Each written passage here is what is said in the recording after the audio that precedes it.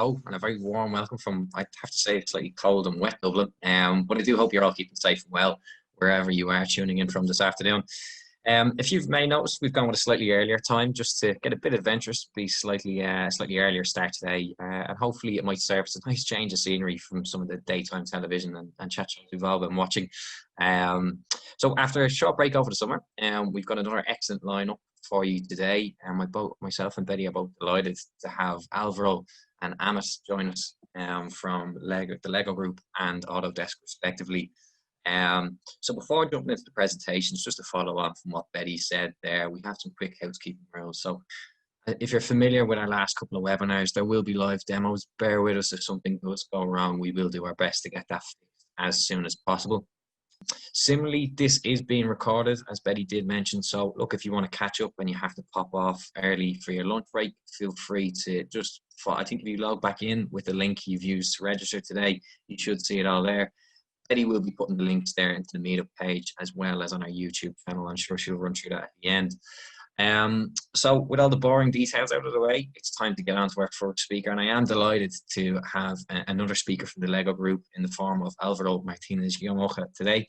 Alvaro joined the Lego Group just over 2 years ago as a senior infrastructure engineer, having previously worked with a number of London-based startups as a DevOps engineer. As well as being passionate about all things cloud, and namely AWS and serverless, Alvaro is a keen advocate for infrastructure as code and systems reliability. Today, Alvaro has prepared an excellent talk for us with the challenges faced with managing multiple serverless services in a mono-repo and the difficulty faced when deploying these as individual services. In his talk, Alvaro will explain these limitations, the challenges, and how best to overcome these using a Git tag-based system. Without further ado, I'll leave you in the capable hands and hand you over to Alvaro for his mono-repo deployments in serverless talk. So, hi, I'm Alvaro. I'm a senior infrastructure engineer at the Lego Group. Today I'm going to talk about tag-based deployments for a serverless mono-repo. So, first thing, who is Alvaro? Well, Alvaro is me, myself. As you can see in here, I work at Lego. As an infrastructure engineer, I've been working for Lego for almost 3 years.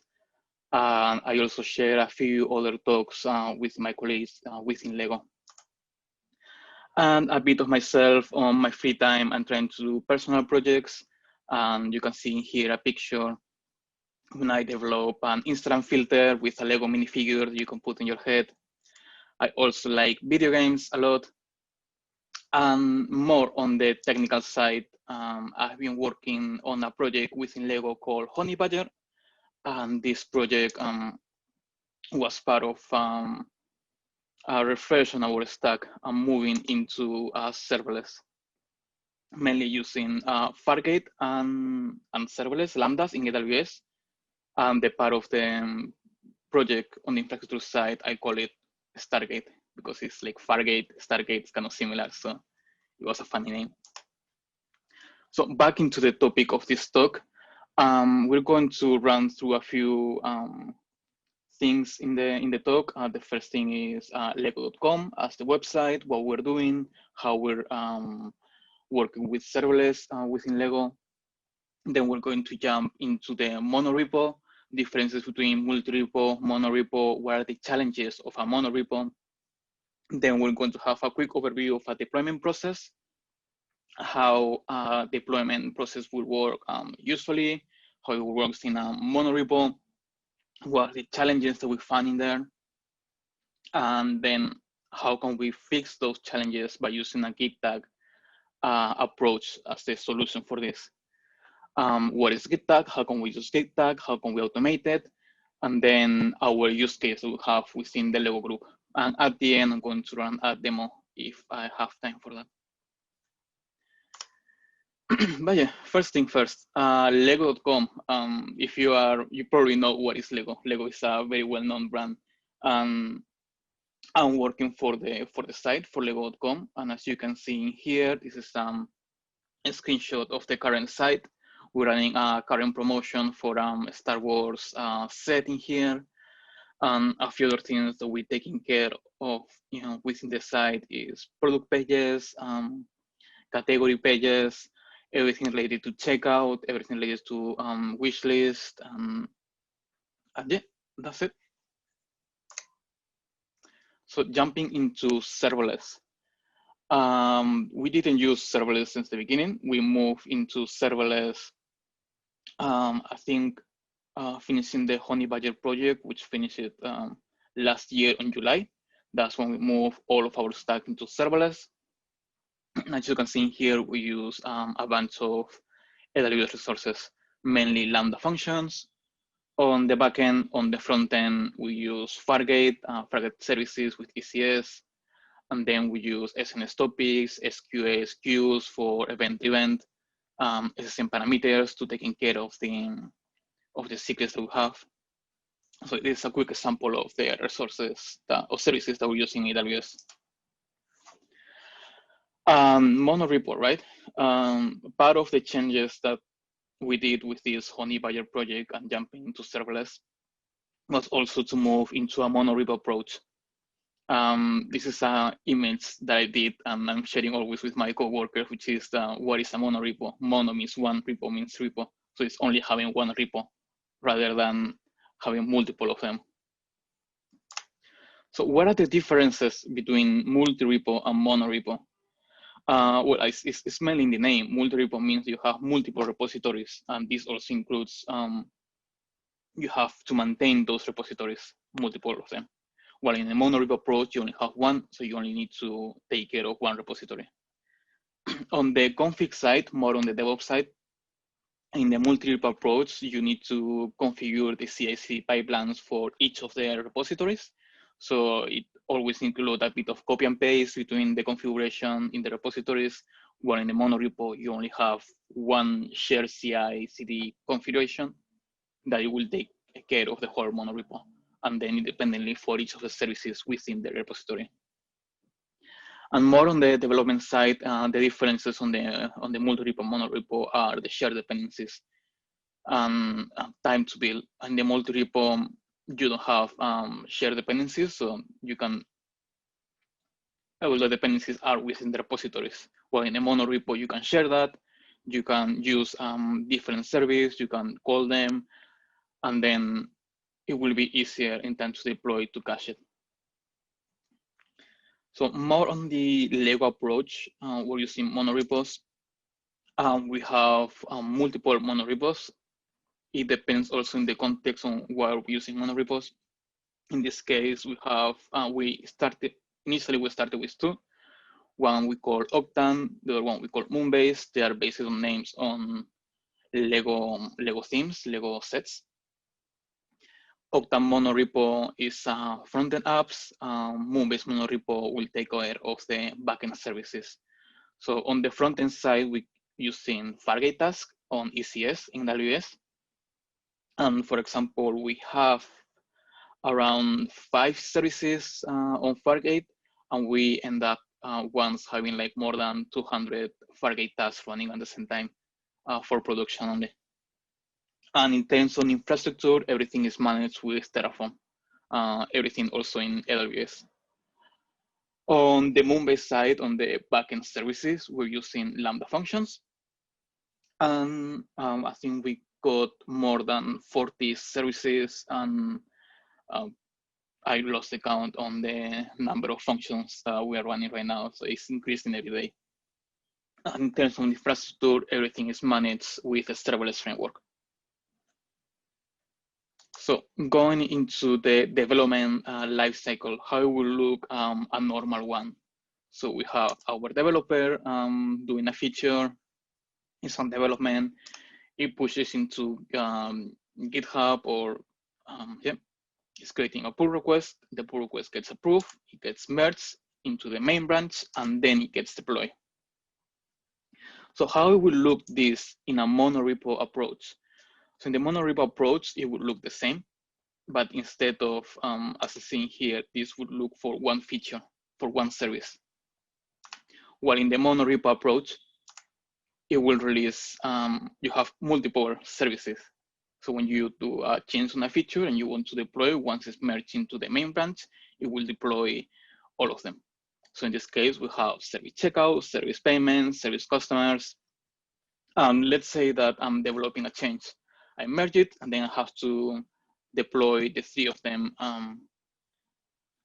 And that's okay because it's only 3.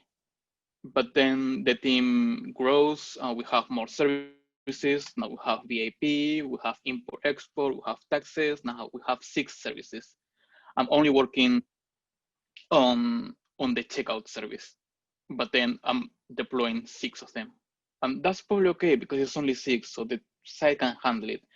But then as always, everything grows. We have another 3 services and it keeps growing within time. And there is a point when it's not optimal to release all of the services when we're only changing 1. So how it would look in a proper solution, how it will be ideal and optimal to release in a mono-repo approach. So we have our changes in one service, we merge that, then we have something called a selector script or a selector job, which is going to detect what has been changed in that commit. It's going to say, okay, I've been working on the checkout service, so then now I'm going to deploy only checkout. And the selector script is going to trigger the pipeline to the checkout service.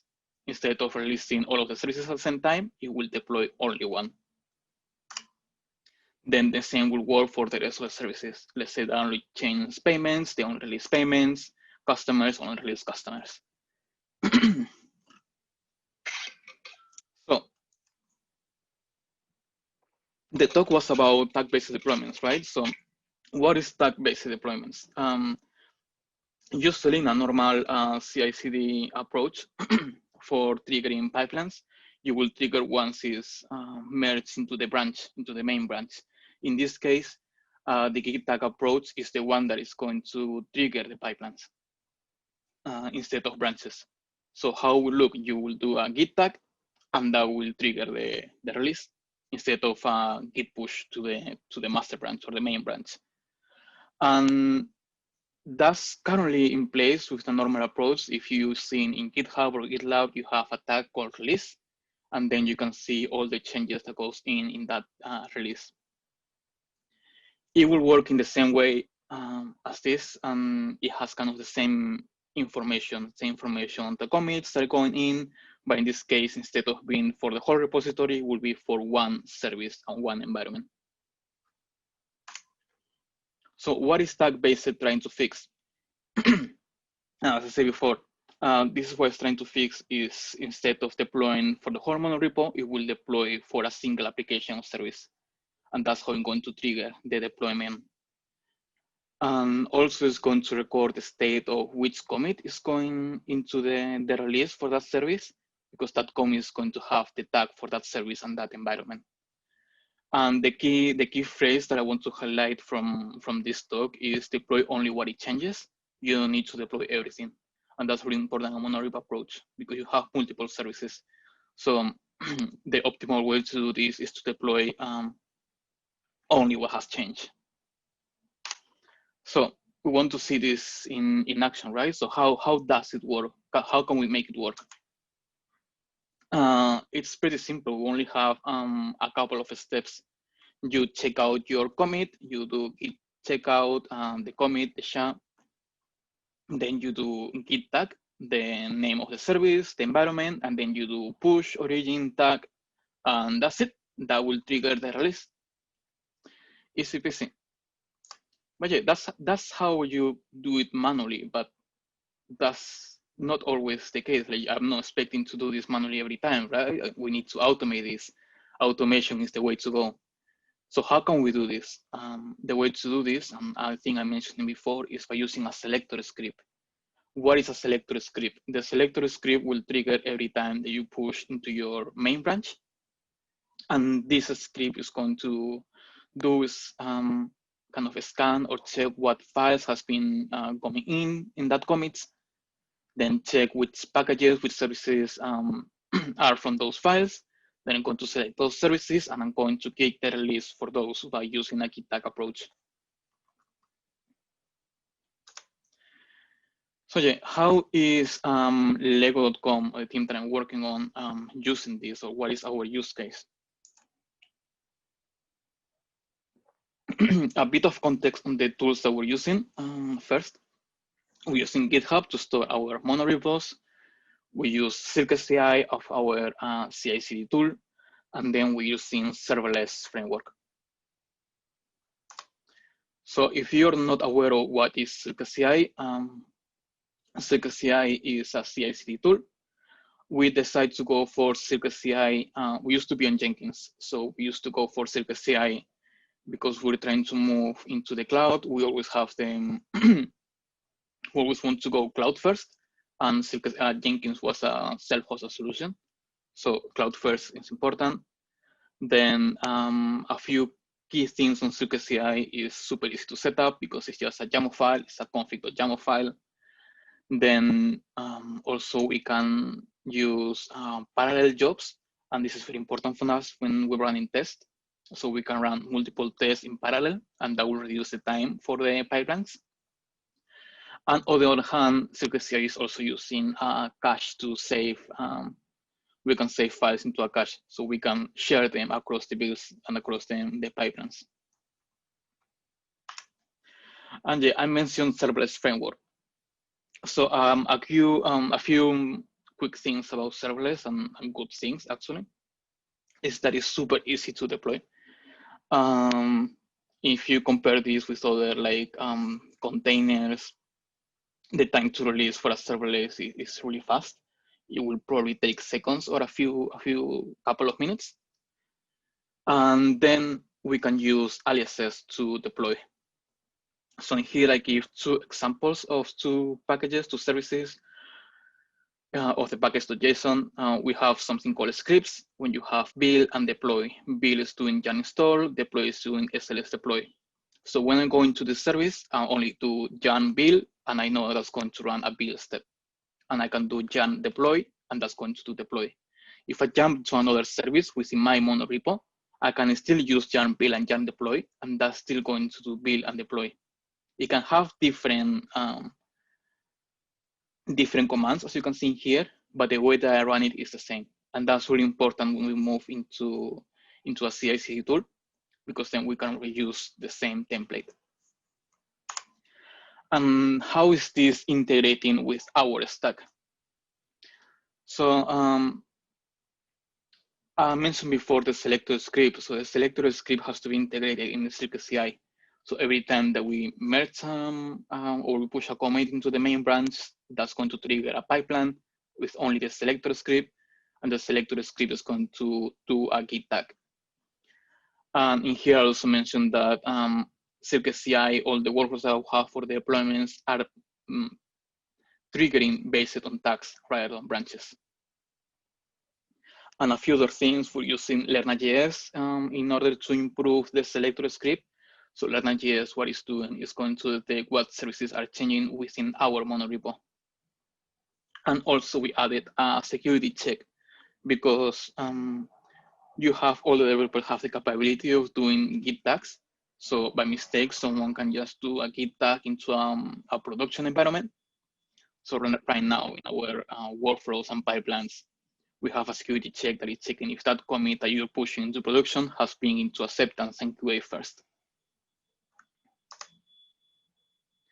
So how we look at deployment pipeline in this case, in this use case. So we have our selector script that it triggers once you merge into the main branch. The selector script is detecting that there is a change on service A. So then it's triggered the workflow for this. Then it's running a build, then it's running integration tests, then it's doing a serverless packets, and then it's doing a serverless deploy. So this is a quick overview on how it's currently working for us. And yeah, as every solution, nothing is perfect. We have a few drawbacks in the solution, and they are basically focused on visibility. On git tags, you don't have the history view of the tag. You need to override the tag every time you push a new one. So you're losing the history of that. More focus on CircleCI is not showing. CircleCI can trigger workflows based on actions on branches and tags, but on the UI, it's only showing the ones from branches, not the one from tags. So the visibility on those workflows are a bit, it's lacking a bit. And then on the point of the monorepo, it takes a lot of work to work on the monorepo. Monorepos usually requires a lot of tooling around that. But yeah, the main thing is visibility. So how can we address that? How can we address visibility? And here I'm giving a few tips and tricks to how to do it. I think the first one is to send always notifications to your Teams channel, to your Slack channel. Every time you're doing a release, that's going to notify a channel, and then the whole team will be aware of that release is happening, is going on. On the other hand, it will be good to record the releases. So you can create a script automatically to push changes into GitHub wiki or a Confluence page. Sorry. And that can be easily done by just creating a script at the end of the pipeline that is going to push a change into these wiki pages. And on the other hand, we can have web application where we can track all of this. We can have visibility, we can have notifications. And that's the approach that we go in Lego. We have something called missing control, which is basically just a deployment dashboard. So as you can see in here on the left side, we have 3 services, Dots, Ninjago, and Unikitty. And for Ninjago, we can see a column of the commits. And then the environments QA, acceptance, and production. For each of the commit, we have the information of the commit, the SHA, who did the commit, who pushed it, who merged it, and then the date that was merged. And then we can also see on QA acceptance production columns, the workflows when it was successfully run. And then when we have button for deploy. So when you click on workflow or deploy, this will take you to the workflows on CircleCI. So you have an overview, an historic overview of all the commits that are going in. And another view of this is the QA and acceptance and production overview for all the packages. So this is the state of the current site. We can see which commits are in which environment for each of the services. So it fixes the visibility issue that we have, and it's pulling everything under one site. So now it's time for the demo. Let me see if I have time for the demo.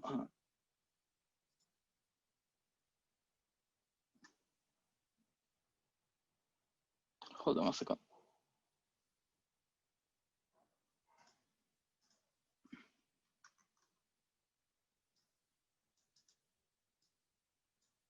Yeah, I don't think that I have time for the demo because the demo usually takes around 10 minutes. So I'm quickly going to wrap this up. So in this talk, we went through the deployment problems in a serverless monorepo. We explained what is a monorepo, the differences that we have in that. And yeah, that's it. On the other hand, we have, we have the challenges that we have on the monorepos. And then we have how can we address that by using Git tags? How can we address the deployments on monorepo using Git tags? How is that triggering the deployments on our pipelines? How can we automate that with a selector script? Then how can we improve the visibility of this Git tag approach with a few tricks? I think I have time for the demo, so I'm going to quickly jump into that. Let me end this and jump into the demo, which I'm going to show what I was playing in the talk. So first thing is I'm going to run through a package from a repository. In here, I'm using kind of the monorepo approach. Also, I'm using GitHub Actions as our CI/CD tool. I'm also using serverless framework in here. So overview, we have a package folder where it contains 3 of my services, and I name the services after Lego sets or Lego themes, Dots, Ninjago, and Unikitty. If I'm going to Unikitty, we can see that we have a handler.js, which is just a hello world lambda. We have a package.json, which have the scripts that I mentioned before in the talk. And also we have the serverless YAML file, which I said before is just a function with a hello world. All the three are kind of the same. Now jumping into the GitHub and GitHub Actions, I have four workflows, three of them for the releases for each of the services, and then we got the selector workflow, which is this workflow is triggered based on a push on the main branches. Then it's going to run, it's going to check out. I'm using a secret for the Git token, so it's able to do a Git tag and Git push, and then it's running the selector script. So a quick overview of the selector script, and this is a very slim version of the script. What I'm doing here is just running a command to check what was the previous commit, getting all the files from that commit, and then what I'm doing is checking where these files are coming from in terms of the packages or services. So then one is matching one of the services. What it's going to do is going to add the tag for that service, that environment, which in this case is QA, and then it's going to push it. So yeah. And if we go into the workflow for the releases, we have this workflow that is going to release Unikitty into QA. As you can see here, the way that this is triggering is based on a tag for Unikitty QA. And this is very important because this is how it's going to trigger all the workflows. And a quick overview, what it's doing is just check out, it's going to build it, yarn build, then it's going to configure the AWS credentials in order to deploy it. And then it's just doing a yarn deploy. And all of them looks the same. So we want to see this into action. So as you can see in here, we have our main branch. Well, hold on. Let me make a change first because we need a change in order to make this work. So I'm going to the Unikitty. I'm going to pump this version 3. And let's say that I'm also working on Ninjago. I'm going to pump this version to 4. So as you can see in here,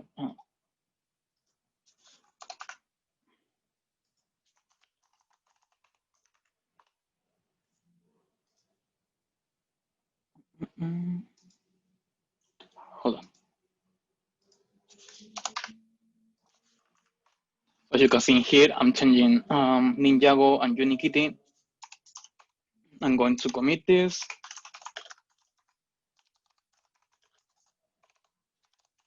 Version bump demo, and then I'm going to push it into the main branch, which I'm trying to replicate in here is all the GitHub pull requests, merge it, and then merge it into the main branch. But I'm just going straight.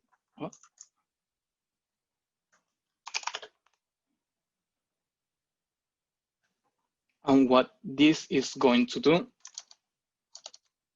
if we're going into GitHub, going to actions, what this is going to do is triggering the selector script, as you can see here. Let me increase the fonts just in case. So we see here the selector script that is running, and it's a quick one. It's just checking out right now, and it's running the selector. So hopefully this doesn't close that.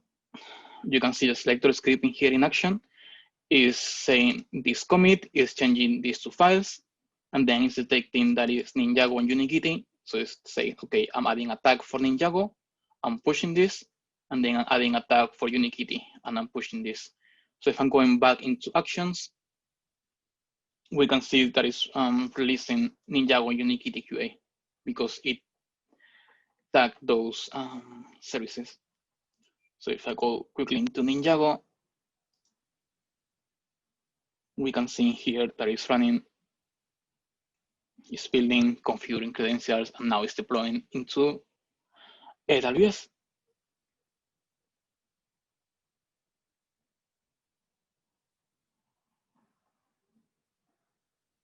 Let me see if I have my Lambda functions in here. Yes. So as you can see here, Ninjago was released 10 seconds ago, and now Unikitty has been released also 5 seconds ago. Yeah. And also one capability of the Git tag approach is if we have, if we want to release something really urgent, we can do it from a branch, or if we have an environment like a dev environment or one-off environment, we can also deploy it from a branch. So I'm going to show this quickly here. Git checkout demo.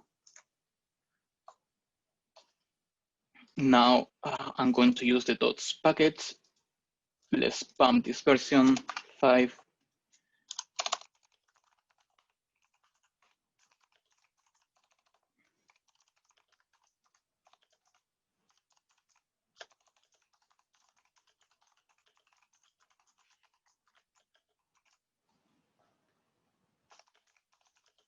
I'm going to push into my branch, which the name of the branch is demo. And then I'm just going to use git tag. The name of the service is dots. Environment is QA. Then I'm going to push this.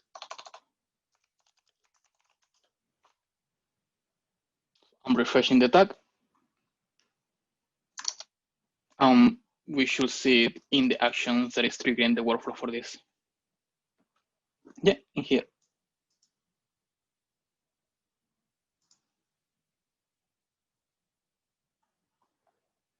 So yeah, that's it.